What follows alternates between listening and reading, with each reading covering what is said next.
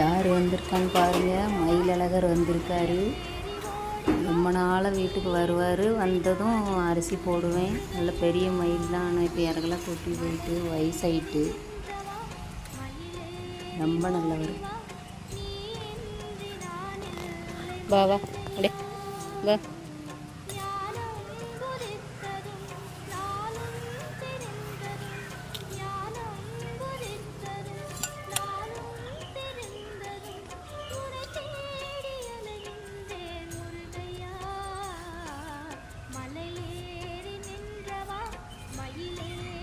Right.